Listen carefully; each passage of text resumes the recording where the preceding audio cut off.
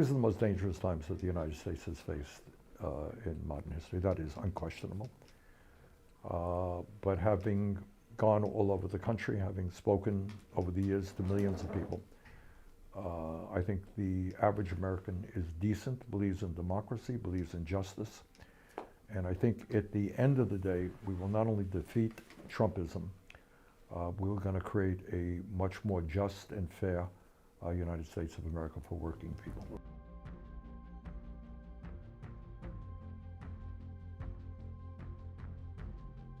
Leaders, they were brave. Some were very brave, some couldn't take it, and a lot of people understand it. Some were brave, really brave. The Department of Justice recently. Trump is the most dangerous president maybe in American history. In America, you know, we are the longest standing democracy in the world, going back to the 1770s, where Americans overthrew the British Empire to create their own country. And with a strong constitution and a strong declaration of independence.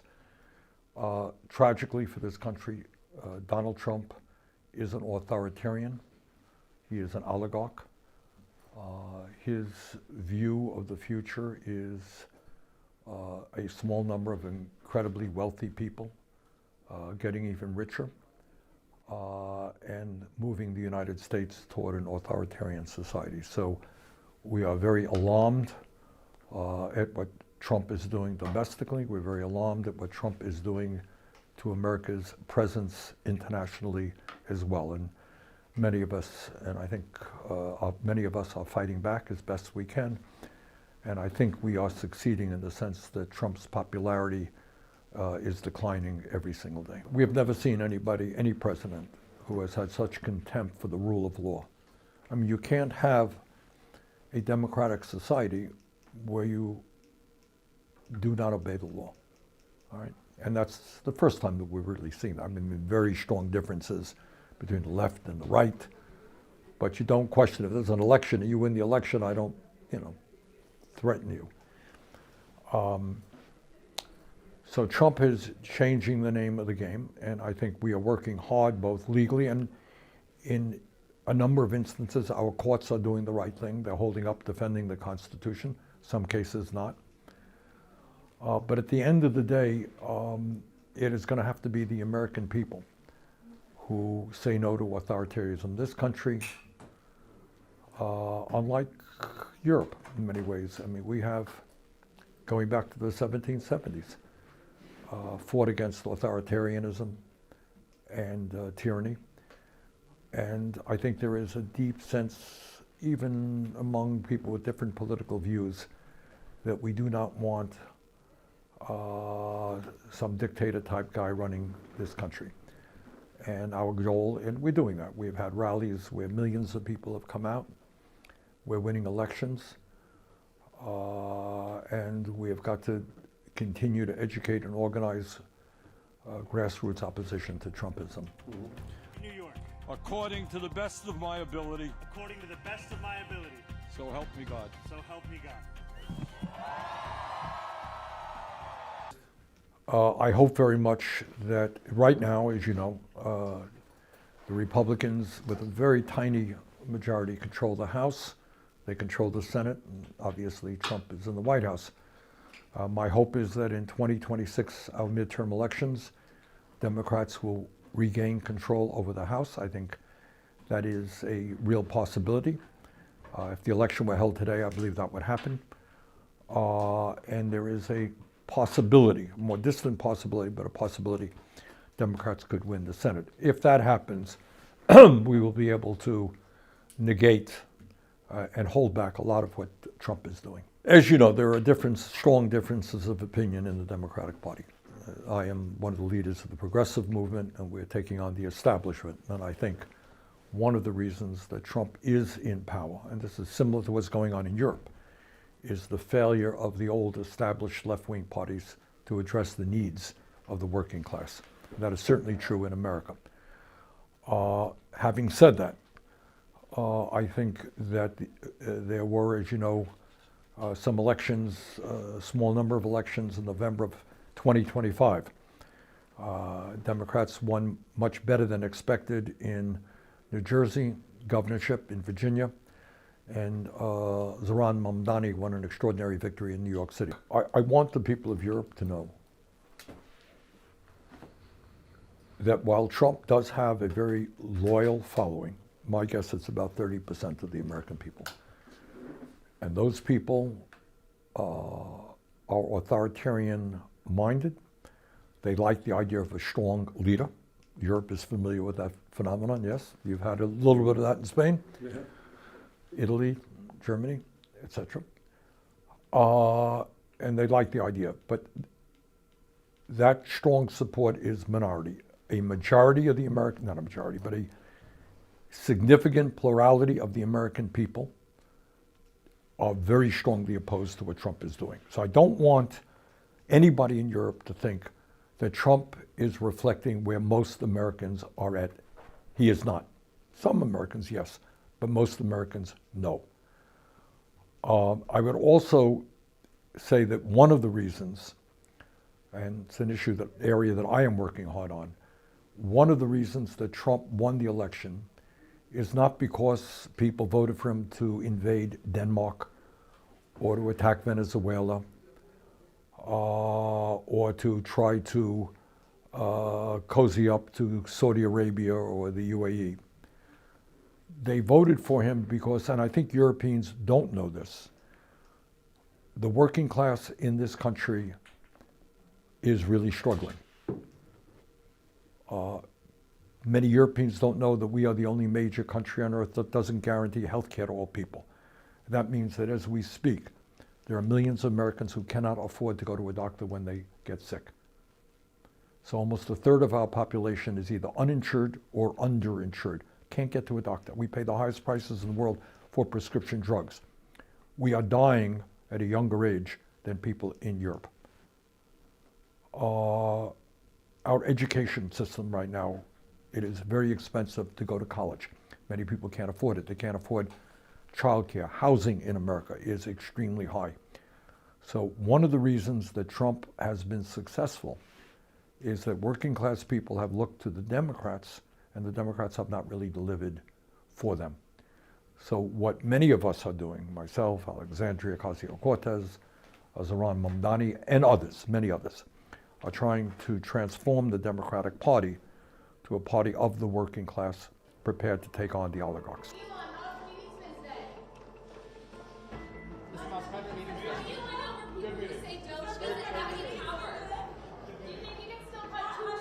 It is maybe the worst Supreme Court decision in American history.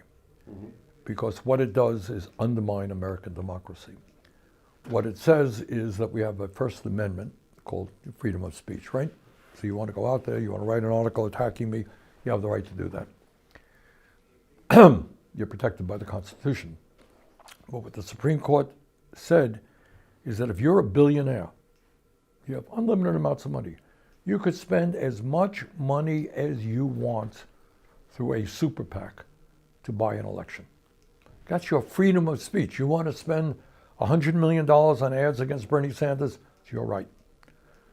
And that is a terrible decision, and the consequences of it are that Elon Musk himself spent $290 million to elect Donald Trump. And I suspect Musk will spend hundreds, well, I don't know, tens of millions of dollars in the midterm elections. Other billionaires, mostly Republicans, but some Democrats as well, are spending huge amounts of money. This is undermining democracy. So Musk is now funding right-wing parties all over the world, Europe and elsewhere. Trump is certainly doing the same, pushing his friends in Latin America, supporting his friends in Latin America. So we're looking at a coming together of the billionaire oligarchs with right-wing extremist parties who do not believe in democracy. To my mind, the answer to that, and where the Democratic establishment parties in Europe have failed, as has the Democratic Party here, is having the guts and the agenda to stand up to the oligarchs. All right? And we have failed here. The Democratic Party here has failed, and that's the fight that we're having right now. You cannot have democracy when you have a few people with so much wealth and power. And we've got to take them on.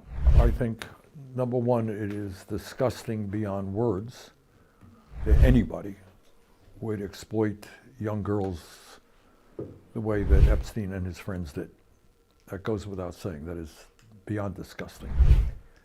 But second of all, I think your point is right in that what it also shows that if you are rich and you are powerful, you live in a different world and you can play by a different set of rules, often with impunity. And I think that is, so the American people are responding to the Epstein situation in two ways. Number one, disgust with the outrageous behavior and exploitation of girls. That's number one. But number two, the understanding that if your kid goes into a store and robs a store, a book is going to be thrown and a kid be thrown in jail. But if you are a billionaire and you do terrible things to children, well, you know, that's another story. And that just shows, I think the American people are seeing the incredible power of the elite, of the billionaire class, across political lines. Didn't matter whether you're liberal or a conservative, Democrat or Republican, somehow all of these folks get together and they do what they want in their world. And I think that is one of the reasons that I think more and more people are prepared to take on oligarchs in this country.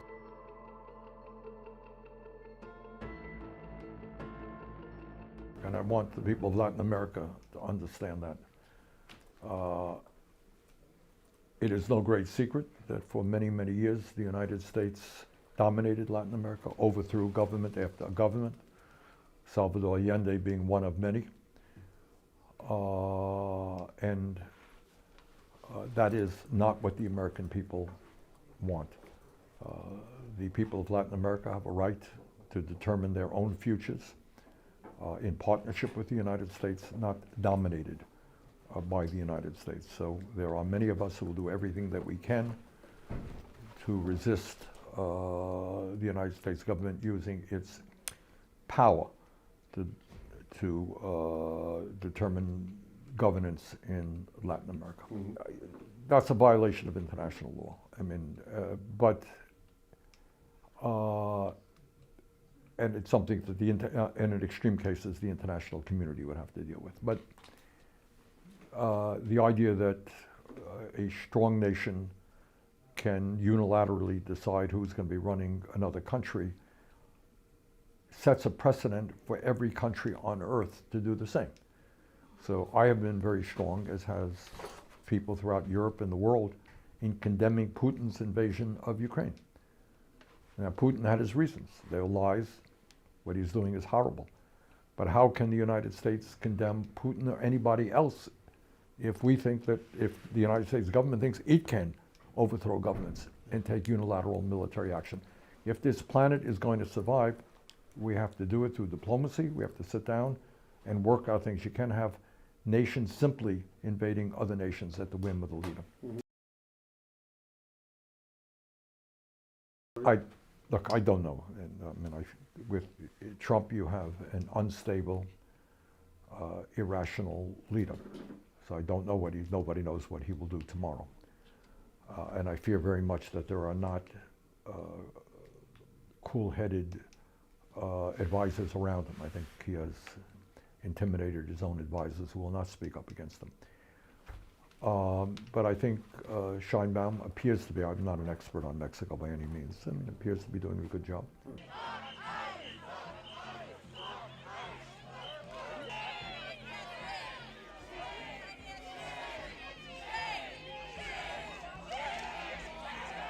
The people of Minnesota have been extraordinarily brave. And I think history will record that some 50,000 people in Minnesota came out on a bitter cold day, well below zero, to oppose ICE and what Trump is doing in that state. They stood up and they fought back. And that was an inspiration to people, I think, all over our country. So right now, I think the shooting, the killing of Mr. Preddy, and was a wake-up call. And the bashing down of doors and the arresting of 5-year-old children. I think the American people are saying that is not what this country is about.